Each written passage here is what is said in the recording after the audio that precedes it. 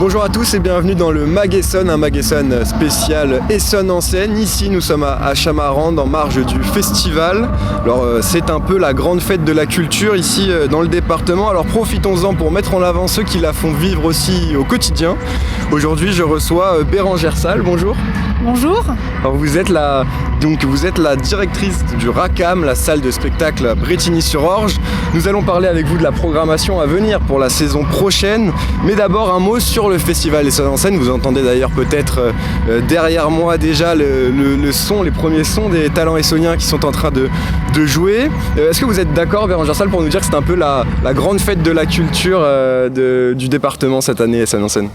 Bah oui, ça permet d'avoir un point d'orgue en fin de saison pour les salles de spectacle. Donc c'est bien de pouvoir aussi valoriser la scène locale sur des premières parties. Là, on entend la Boum Brut, il y avait Barcanan juste avant, qui sont d'ailleurs passés déjà au RACAM et qui ont fait une petite résidence de préparation dans plusieurs lieux du département justement pour présenter et préparer leur set ici sur la grande scène.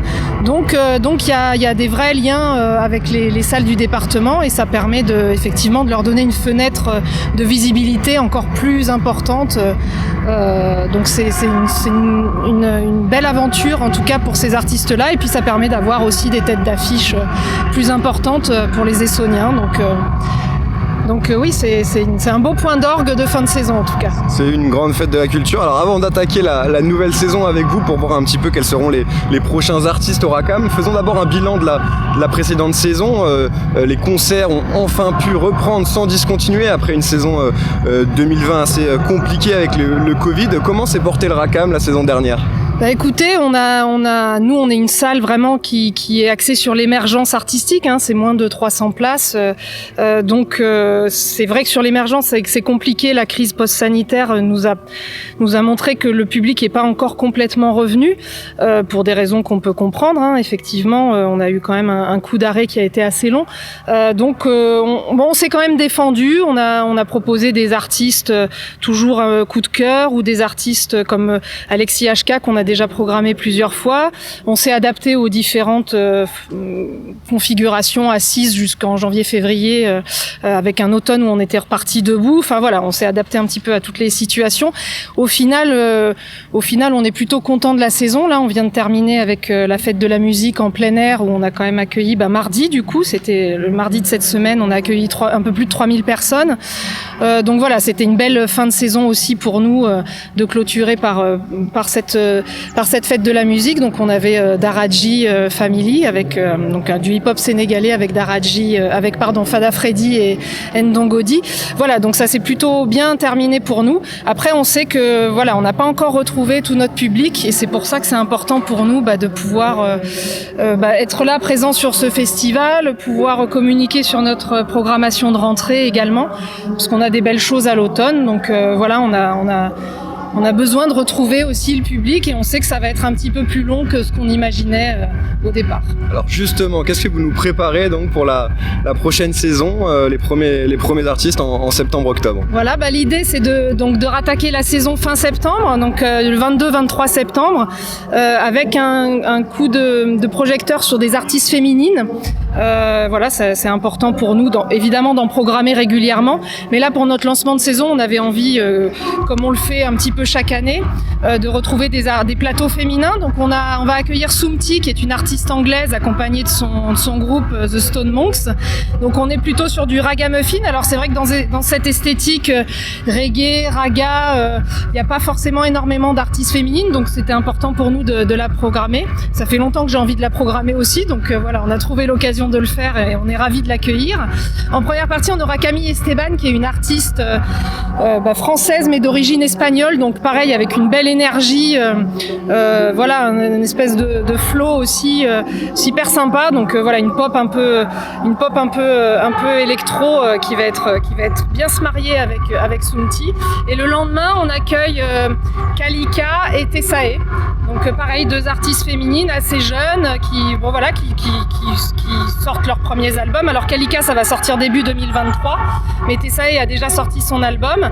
Et là, on est plus sur de la pop urbaine. Donc Donc pareil, des jolis mélanges et des artistes découvertes. Donc on espère que le public sera curieux de venir les voir sur scène en tout cas. Alors l'idée au Racam, c'est vraiment une programmation éclectique, très diversifiée, de tous les goûts musicaux sont permis et acceptés. Oui, c'est ça, parce que par exemple en octobre, là je vous parlais un petit peu d'artistes, donc il y a effectivement reggae, raga, pop, voilà. En octobre, on passe sur du métal, donc c'est le retour un peu du métal au Racam, ça fait quelques temps qu'on n'en a pas fait, donc on va avoir Betraying the Martyrs le 1er octobre.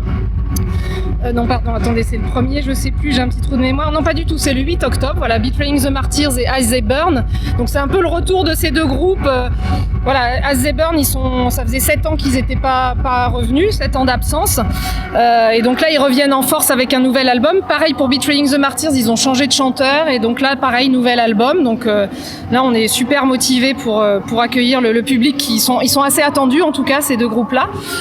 Et puis la semaine d'avant, donc le 1er octobre, on a une soirée plus punk rock qui est avec Not Scientist et puis aussi Stupid en première partie. Et un autre groupe aussi, on va faire trois groupes aussi, Rebel Assholes, voilà, qui est un groupe aussi de l'Est de la France qui a déjà un beau parcours aussi comme Not Scientist en punk.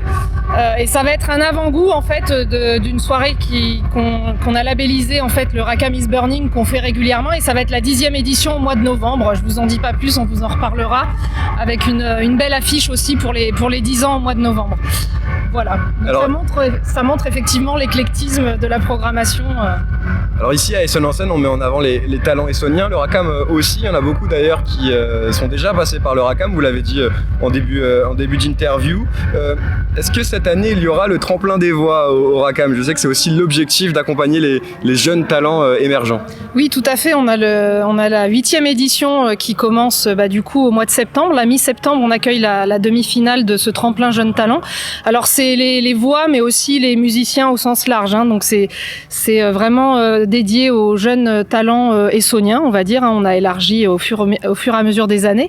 Et donc là, l'appel à candidature se clôture le 30 juin. Donc si vous êtes musicien, musicienne, que vous êtes en solo, que vous ayez un groupe ou pas, n'hésitez pas à postuler. Il y a l'appel à candidature sur le site du Racam. Et l'idée, c'est de faire une demi-finale en centre-ville le 17 septembre, en centre-ville de Brétigny, et après une finale au mois de janvier dans des conditions un petit peu plus vraiment format concert. Voilà, donc l'an dernier, on avait Little Boy qui a remporté le tremplin. L'année précédente, c'était Twanco, qui sont déjà venus, je crois, aussi à Radio Sensation présenter leur projet. Donc voilà, ça nous permet ensuite d'accompagner ces groupes, de leur offrir une visibilité, et puis tout simplement déjà en amont de repérer de jeunes artistes, d'avoir cette veille un peu permanente pour trouver de jeunes projets. Et qui seront peut-être plus tard ici à Essonnes-en-Seine pour une prochaine édition. Merci beaucoup Bérangère Salle, et en tout cas nous sur Radio Sensation on suivra la prochaine édition du Tremplin des Voix également. Merci à vous. Vous pouvez retrouver cette interview en replay sur notre site internet ou sur notre application Radio Sensation.